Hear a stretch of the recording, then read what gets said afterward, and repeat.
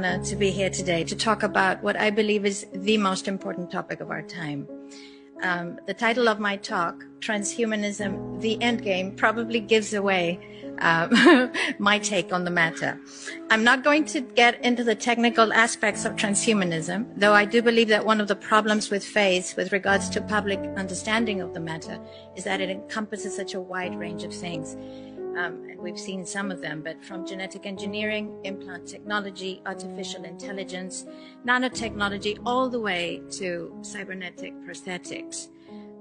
Although all of these things fall under the transhumanist label, I think there's a very important distinction to be made between technology that seeks to assist people with a disability in order to regain a normal quality of life, and technology that seeks to transform us entirely. The focus of my talk today will be on the ultimate transhumanist goal, what has been termed by Ray Kurzweil, one of the leaders of the movement, as the singularity. In his book titled The Singularity is Near, When Humans Transcend Biology, he writes, "There will be no distinction post-singularity between human and machine, or between physical and virtual reality." It's very important to understand that transhumanism is simply the transitional stage between humanism and post-humanism. Make no mistake, the final goal is to eradicate humanity as we know it.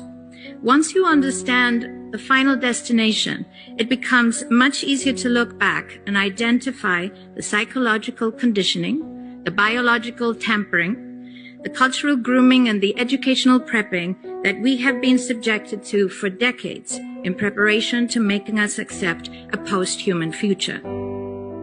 It takes a lot of physical and psychological abuse to get an intelligent species like ours to agree to its own extinction. Most, if not all, that has transcended in the last 60 years was designed to get us closer to accepting such a dystopian reality. Whether you care to accept it or not, we live in a hyper-controlled matrix where our perception of reality is meticulously planned, managed, and executed in order to control and steer us in whichever direction they wish. And the direction is a post-human world. For this, they first needed to destabilize, dehumanize, and demoralize humanity through every means possible. The destruction of the nuclear family, children being indoctrinated by the state, abortion, the eradication of God and spirituality from education, life in megacities and away from nature, toxic food, air and water, social media, replacing real human connection and interaction, engineered financial crisis and taxation, endless wars and massive migration, stress, anxiety, depression, drugs and alcohol, constant fear-mongering, moral relativism as the new religion, and I could go on and on about how humanity has been influenced and forced to move away from all the things that give us strength, security, purpose, and meaning. A weak, immoral, disconnected, ignorant, and unhealthy population is an easy target for the next stage, the creation of an entire generation of androgynous beings. Masculinity is under attack psychologically, culturally, and biologically.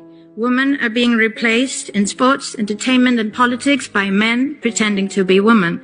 And children are being indoctrinated at school to think that gender is a choice. The transgender movement is not a grassroots with It comes from the top. It has nothing to do with people's freedom of expression, sexuality, or civil rights. It's an evil psyop with a clear agenda to get us closer to transhumanism by making us question the most fundamental notion of human identity, our gender.